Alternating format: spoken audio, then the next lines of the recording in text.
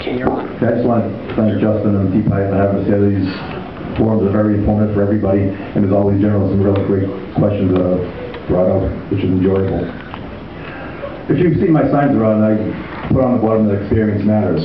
I've been at the sheriff's office for the last 27 years. I've worked under 3 different sheriffs. I started in 1984 with Sheriff Herman, and then Sheriff Flynn for 18 years, and Sheriff Lowe's for the last 5.5 years. In this race, there's a clear difference between me and all the other candidates. I've been there for 27 years. I've worked in every corner of that facility. I know it like the back of my hand, and I'm not a politician just using it as a political stepping stone or for any other reasons. I'm doing it because it's my career. It's what I do well. And I've devoted my whole life to running correctional improvement, so I know it like the back of my hand.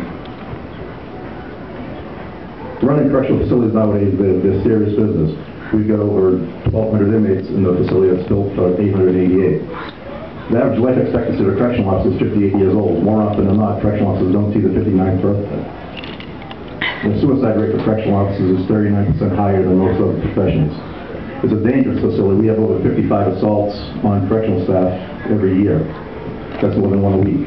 It's truly not a place for on-the-job training or someone just using it as a political stepping stone. It's serious, serious business nowadays. One thing I talk about as I go around, the cost to run these facilities are staggering. It costs us over $35,000 a year to house one inmate. Do the math, we've got over 1,200. It's ridiculously high.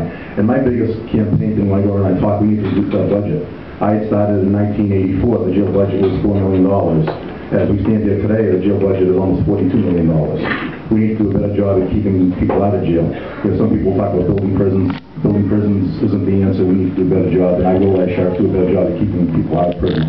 One thing I talked about is a juvenile diversion program. We get kids at 17 years old that walk through the doors of that facility. When they're out on the street, you know, running with gangs and whatnot, they're big shots. When they come into that facility, they realize that, you know, it's for real. At $35,000 a year, with the juvenile diversion intervention program that I'll put in place, if we can keep 100 kids out of jail in the course of the year, it's going to save the taxpayers, everyone in this room, myself, almost $3.5 million a year. We need to do a much better job of doing that. Working with the courts and the school systems, we'll identify them early. Kids, at-risk kids that are about ready to jump into the criminal justice system, we'll identify them and save that money. Another piece I talk about is the illegal immigration piece. I've sat down with ICE and Homeland Security recently and with the district attorney's office. We can get rid of them now. We've got, as of this morning, we had over 10% of our population are illegal immigrants that we've identified as illegal immigrants. Once again, if we were to get rid of 100, that's going to save the taxpayers again almost $3.5 million.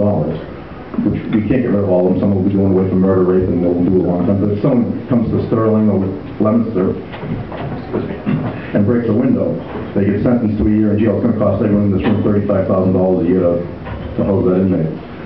The DA's office, and there's a few moving parts, the DA's office and ICE.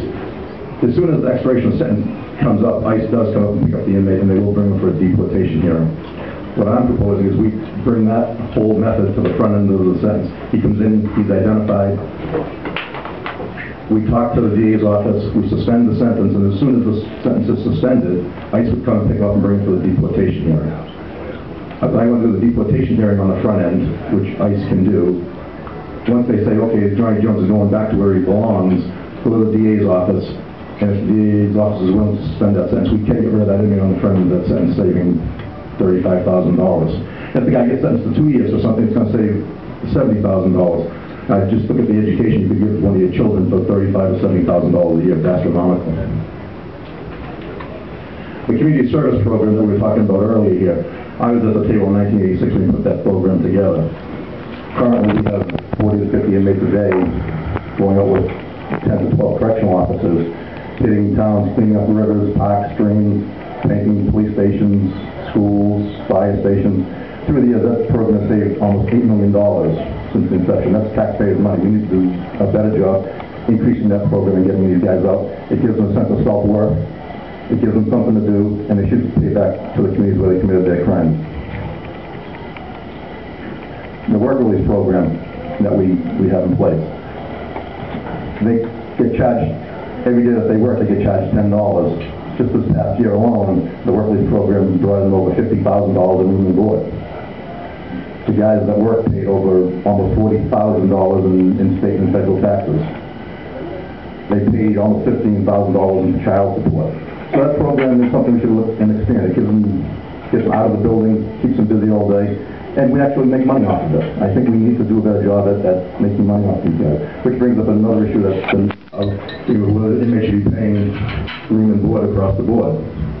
I think so. I see some of these inmates come in, they have bank accounts that are bigger than probably some people in this room. If they have the means to pay, they should be paying, whether it be $5 a day, $10 a day, they should. Some inmates can't pay. Obviously, you can't get blood out of the stone, you wouldn't make someone like that pay. But if people walk through that door with $10,000, $15,000, $20,000 on their canteen accounts, buying popcorn, candy, and a variety of other stuff. And sometimes it drives me nuts to see that. They should pay. They get the best medical care going, they get the best dental care going. I would go as far to say that they should pay co-pays for medical, dental.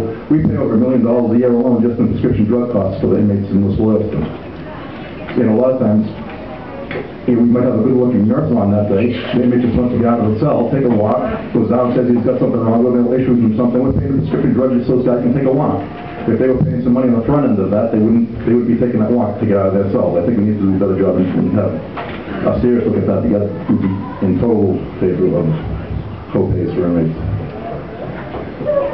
I also look around. We've got 14 different sheriffs throughout the county. In West Boylston, we have a segregation unit. We have a mental health unit. We have a variety of other units.